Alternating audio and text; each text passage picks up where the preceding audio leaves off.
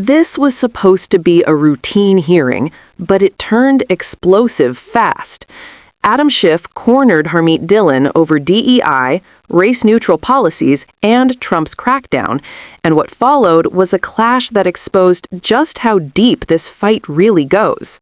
Thank you, Chairman. Ms. Dhillon, you recently announced that DOJ was launching an investigation into the University of California over its UC 2030 capacity plan, which notes that future growth of faculty and students should result in campus populations that better reflect and tap the talent of underrepresented populations who represent the majority of Californians. In the SFFA versus Harvard opinion, the Supreme Court held that nothing in this opinion should be construed as prohibiting universities from considering an applicant's discussion of how race affected his or her life, be it through discrimination, inspiration, or otherwise, allowing universities to continue assessing students' experience with race on an individualized basis. In that opinion, in his concurrence, Justice Thomas praised the University of California for achieving diversity through race-neutral policies, including preferences for low-income applicants and first-generation students, and recruiting efforts targeted at areas with substantial populations of people of color.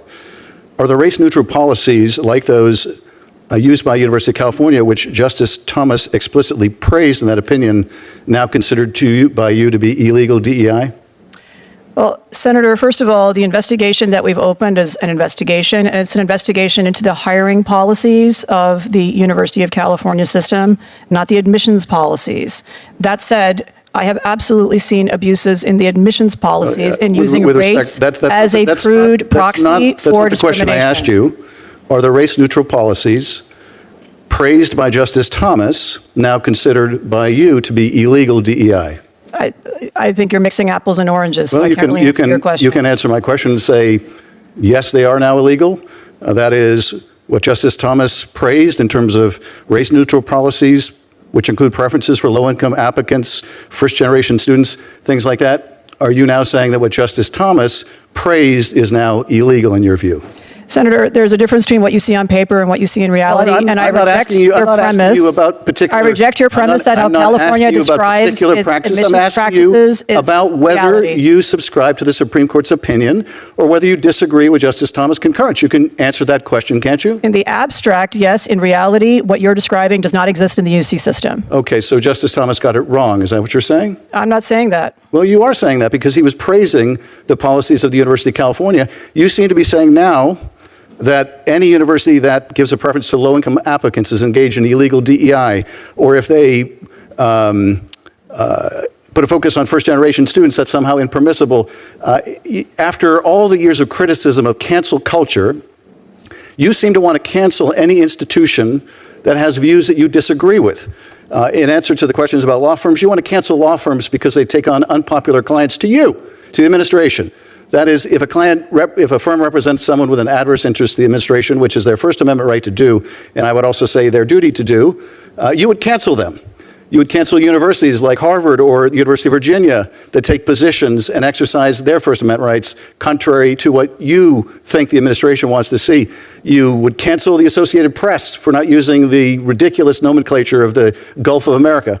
You're canceling now the Wall Street Journal because the Wall Street Journal had the audacity to publish an article about Trump's connections to Jeffrey Epstein. So this is what's going on in this administration. You've devastated the Civil Rights Division. Hundreds of attorneys, 368, have departed since January of this year. There's been a mass exodus from the Civil Rights Department. It is just a shell of what it used to be. They're being canceled. They're being canceled by you, by the department. Anyone that stands up to this president is at risk of being canceled. And I think what you're doing to use the sledgehammer of federal funding with universities to try to coerce them to accepting your right-wing agenda is disgraceful, and using that cudgel will have far-reaching implications, attacking research done by universities, academic independence done by universities. It will establish a dangerous precedent that can be abused by a president of any party, and we should recognize that on a bipartisan basis, even though it does not appear that we do. I yield back, Mr. Chairman. Thank you. Senator Kennedy. What happened here wasn't just a disagreement over DEI. It was a fundamental clash over who decides the limits of civil rights enforcement in America. Adam Schiff pressed DOJ official Harmeet Dhillon on whether the Trump administration is now treating race-neutral diversity policies as illegal DEI, even ones explicitly praised by the Supreme Court. Schiff repeatedly cited the court's ruling in Students for Fair Admissions v. Harvard, pointing out that Justice Clarence Thomas praised policies like preference for low-income applicants, support for first-generation students, race-neutral outreach in diverse communities. But Dhillon refused to give a direct answer, repeatedly arguing that what universities claim on paper doesn't reflect reality on campus. That's when Schiff escalated.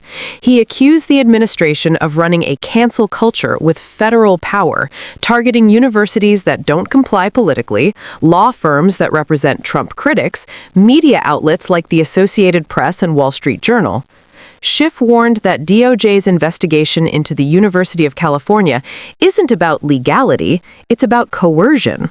And then came the most damning charge.